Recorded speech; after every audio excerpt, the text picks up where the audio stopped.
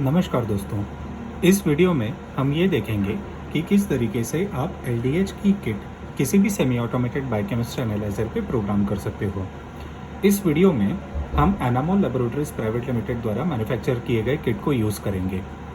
तो दोस्तों, अगर आप अपनी एलडीएच की किट किसी भी बायोकेमिस्ट्री एनालाइजर पे प्रोग्राम करना चाहते हो, तो उसके लिए जिस इन्फॉर्मेशन या जिन पैरामीटर्स की आपको ज़रूरत है, वो सारे पैरामीटर्स आपको इंस्ट्रक्शंस फॉर यूज़ में मिल जाएंगे, जो कि आपके किट बॉक्स के अंदर दिया गया होगा। तो आइए हम देखते हैं कि किस तरीके से इन इन्फॉर्मेशन को यूज़ करते हुए हम सॉफ्टवेयर प्रोग्राम कर सकते हैं। तो सबसे पहले आपको अपना इंस्ट्रूमेंट स्विच ऑन करना है और उसके मेन मेन्यू पे आ जाना है। यहाँ पर आप टेस्ट ऑपरेशन सिलेक्ट कीजिए और लिस्ट में से ऐड न्यू टेस्ट का ऑप्शन सिलेक्ट कीजिए। अब जैसा कि आप देख सकते हैं, यहाँ पर लिखा हुआ है सिलेक्ट टेस्ट मोड, यानी कि आपको यहाँ पर ये सिलेक्ट करना है कि आपकी जो किट है वो काइनेटिक मोड की है या एंड पॉइंट की है या किसी और मोड की है। अब ये जानकारी हम इंस्ट्रक्शंस फॉर यूज़ में देख सकते हैं। यहाँ पर मैन्युफैक्चरर ने रिएक्शन टाइप के आगे काइनेटिक लिखा हुआ है, तो ये किट हमारी काइनेटिक मोड की है।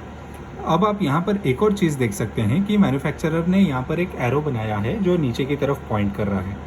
इसका ये मतलब है कि ये पैरामीटर जो है वो डिक्रीजिंग काइनेटिक पैरामीटर है। तो कई बार आप जब इंस्ट्रूमेंट में काइनेटिक मोड एंटर करेंगे, उसके बाद आपको अगली इन्फॉर्मेशन एंटर करनी होगी कि ये पैरामीटर इंक्रीजिंग काइनेटिक का है या डिक्रीजिंग काइनेटिक का। तो यहाँ पर क्योंकि एरो नीचे की तरफ पॉइंट कर रहा है, इसलिए आपको यहाँ पर डिक्रीजिंग काइनेटिक का मोड सिलेक्ट करना होगा।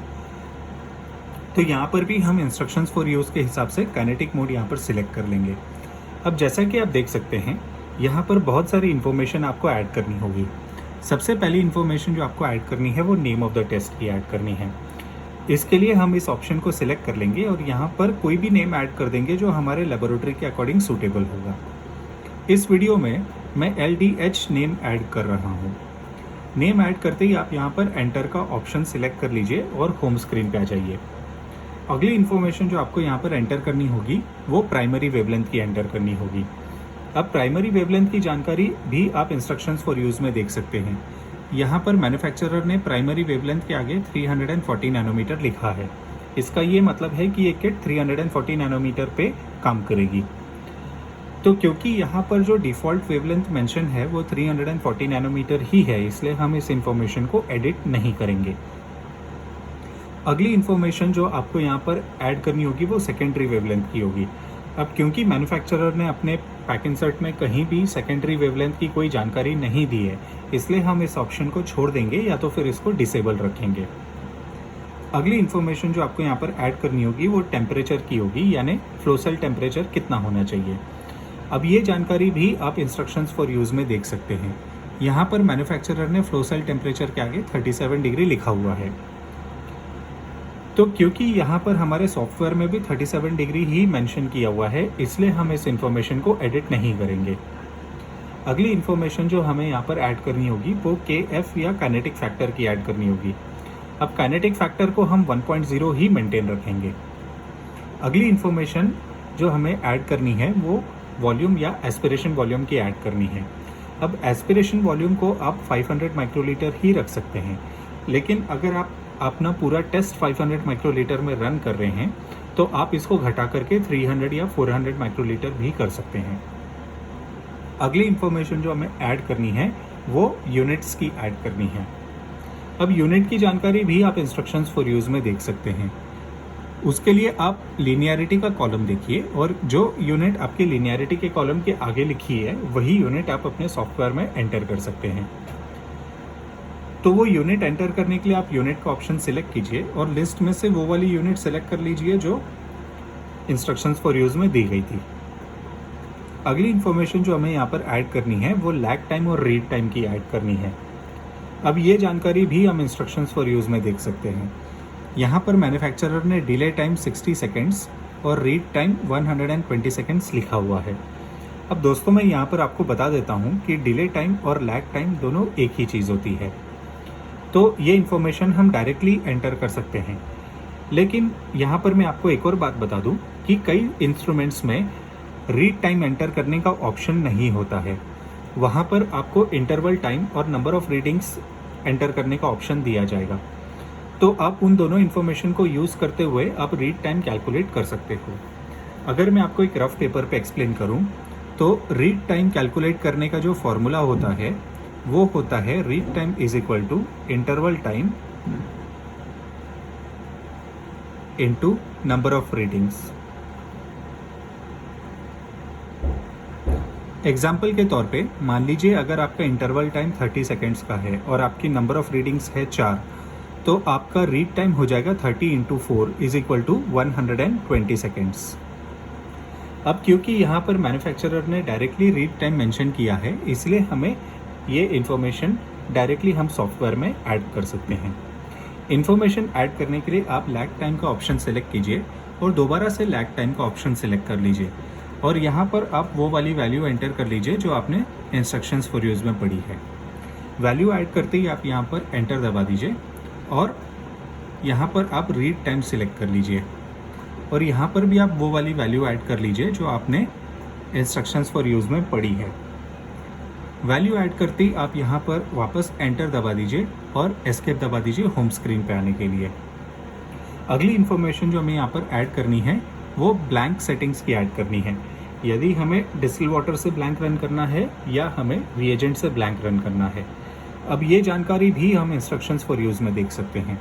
यहाँ पर मैन्युफैक्चरर ने ब्लैंक सेटिंग्स के आगे DW लिखा है, मतलब यहाँ पर हमें डिस्टिल वाटर से ब्लैंक रन करना है।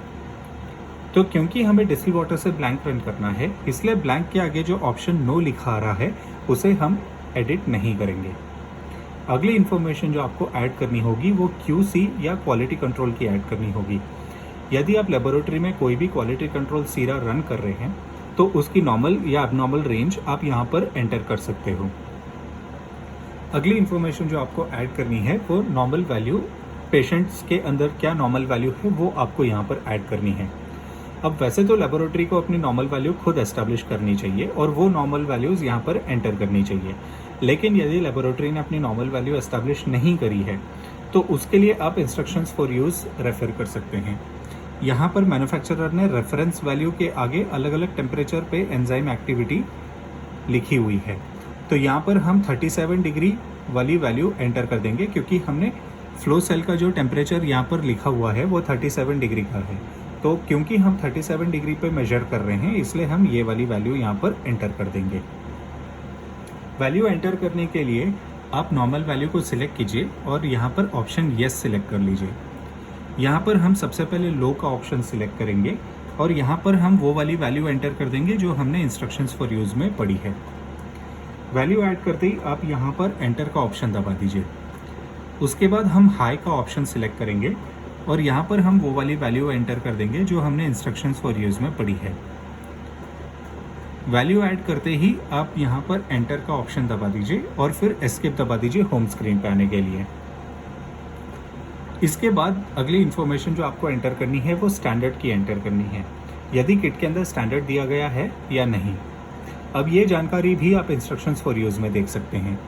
अगर मैन्युफैक्चरर ने किट के अंदर स्टैंडर्ड दिया है तो उसके आगे उसकी कॉन्सेंट्रेशन लिखी होगी। अब क्योंकि इस केस में मैन्युफैक्चरर ने स्टैंडर्ड नहीं दिया है, इसके लिए यहाँ पर मैन्युफैक्चरर ने डैश लिखा हुआ है। तो क्योंकि यहाँ पर हमारे सॉफ्टवेयर में भी स्टैंडर्ड के आगे नो का ऑप्शन लिखा आ रहा है, इसलिए हम इस इन्फॉर्मेशन को एडिट नहीं करेंगे।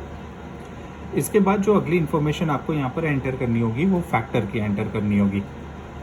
अब फैक्टर की जानकारी भी आप इंस्ट्रक्शंस फॉर यूज़ में देख सकते हैं। यहाँ पर मैन्युफैक्चरर ने फैक्टर क्लियरली मेंशन किया हुआ है। तो वैल्यू ऐड करने के लिए आप फैक्टर का ऑप्शन सिलेक्ट कीजिए और यहाँ पर वो वाली वैल्यू एंटर कर दीजिए जो आपने इंस्ट्रक्शंस फॉर यूज़ में पढ़ी है। माफ़ कीजिएगा।